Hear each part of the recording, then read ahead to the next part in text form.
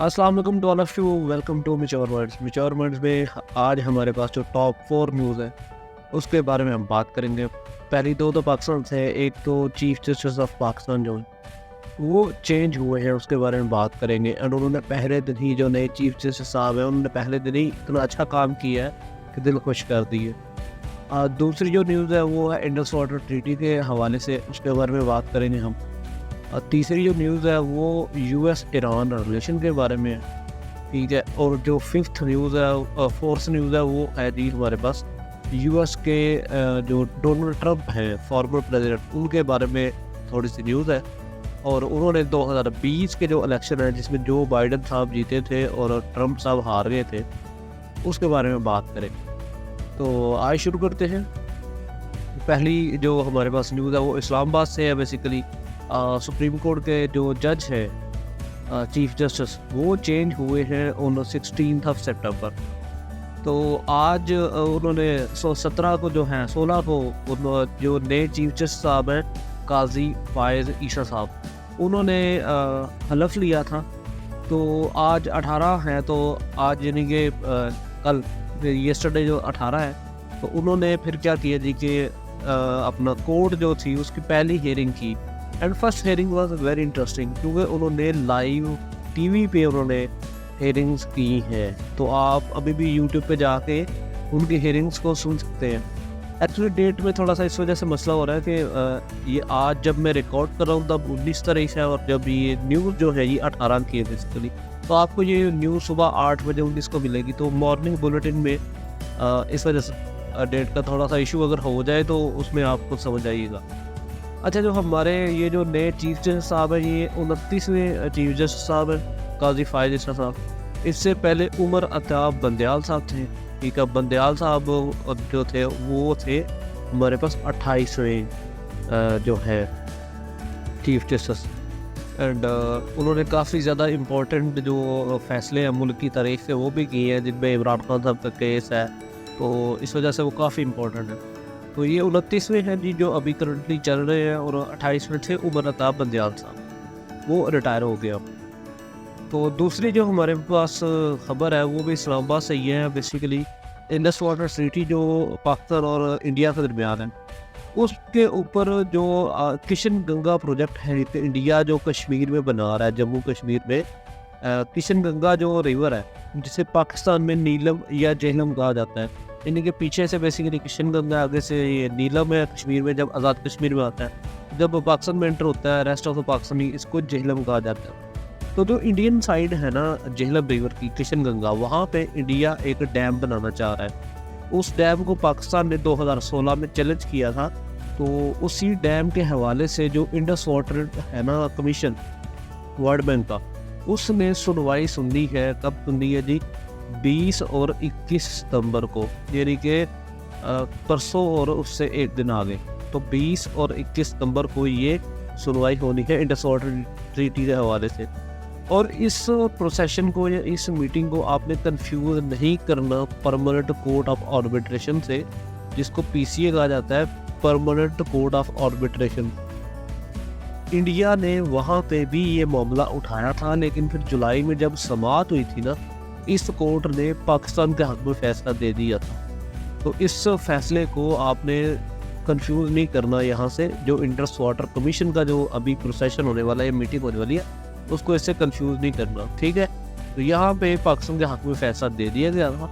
अब Indus water treaty का जो कमीशन है वो इस प्रोजेक्ट के हवाले से जो सुनवाई करेगा 20 और 21 को, और उसमें पाकिस्तान की तरफ से भी डेलीगेट्स हैं एंड इंडिया की तरफ से भी डेलीगेट्स हैं। तो ये थी दूसरी न्यूज़। जो थर्ड न्यूज़ है वो भी इम्पोर्टेंट है, that is very important. Actually दुनिया में इस तरह की न्यूज़ कम ही सुनने को मिलती है कि पीस के हवाले से एक एग्रीमेंट हुआ था between Iran and USA on in the month of अगस्त। 10 अगस्त को बेसिकली ये जो है एग्रीमेंट हुआ था। इसके हवाले से क्या था जी कि जो ईरान और यूएसए है ना वो आपस में कैदियों का तबादला करेंगे। कैदियों के तबादले से क्या मुराद है, यानी कि जो ईरान में यूएसए के कैदी हैं या जो यानी कि क्या कहते हैं उसको जासूसी के इल्ज़ाम में पकड़े गए लोग हैं, उनको ईरान छोड़ेगा और इसी तरह यूएस छोड़ेगा। तो इसका जो पहला नतीजा है वो ईरान ने आज यानी कि 18 तारीख को दिखाया है और 5 जो हैं वो कैदी रिहा किए यूएसए के। और इसके बदले ईरान ने एक शर्त रखी थी कि जो यूएसए है वो उनके जो एसेट्स हैं ईरान के यूएसए में, ठीक है, वो 100 बिलियन के करीब पड़े हुए हैं तकरीबन यूएसए में, उसमें से $5 बिलियन जो है ना वो रिलीज़ करेगा यूएस। और साथ यूएस ने ईरान के 3 कैदी भी रिहा किए। लेकिन ये कैदी रिहा जो इन्होंने की है एवं कोई एक चाल ही कह लें, क्योंकि ये जो तीनों कैदी हैं इन्होंने ईरान में वापस आने से इनकार कर दिया।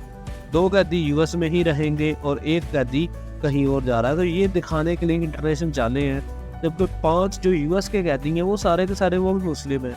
एक्चुअली होता क्या है कि इन दोनों वालक के ना जो कैदी हैं, जसूस है, वो जब पकड़े जाते हैं, यानी कि कोई यूएस में ईरान की यूएस की तरफ से ईरान में कोई जसूसी कर रहा है, ईरान उसको पकड़ लिया, तो फिर वो यूएस जो है वो उसको बचाने की कोशिश करता है। ऐसे में केस विद यूएसए के यूएसए में ईरान की तरफ से कोई जसूसी करता है, तो ये मामला होते हैं। तो यहाँ पे आपने याद रखना है 5 कैदी रिहा किए हैं ईरान ने और 3 किए हैं किसने, यूएस ने।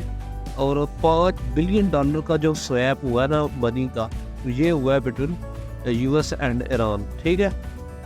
तो ये याद रखिएगा, $5 बिलियन बहुत होते हैं। And this is considered to be first step toward the peace process in middle east of USA with Iran. तो ये भी आपने याद रखना है, ठीक है। अब जो हमारे पास लास्ट न्यूज़ है वो आती है डायरेक्टली फ्रॉम यूएसए, और यूएसए से जो न्यूज़ है that is very important basically. ये रहा यूएसए हमारे पास, ठीक है। तो जो यूएस है ना, यहाँ पे जो ट्रम्प साहब है, ट्रम्प साहब बेसिकली यानी कि जो आपकी कॉलोनीज है ना, ये वाली जो आपकी ईस्टर्न साइड पे यूएस के कॉलोनी था, वो काफ़ी ज़्यादा यहाँ पे ट्रम्प, ये तकरीबन आप यहाँ पहले यहाँ पे ट्रम्प साहब की मकबूलियत है।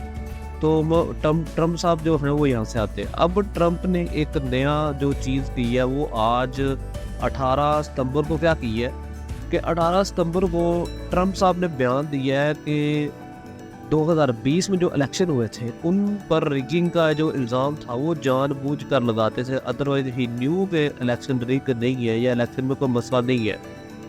अब अगर आपको याद हो, अगर आप फॉलो करते हैं यूएस पॉलिटिक्स को, तो 2020 में इलेक्शन हुए जिसमें ट्रम्प जो थे, डोनाल्ड ट्रम्प, वो पहले प्रेसिडेंट थे 2016 से लेकर 2020 तक, और 2020 में वो ये इलेक्शन हार गए थे। तो ट्रम्प के बाद जो आए थे वो आए थे अपने बाइडन साहब। तो जब बाइडन साहब आए तो ट्रम्प साहब ने कहा जी कि ये जो इलेक्शन है ना ये रिग है, ये मैनिपुलेटेड है।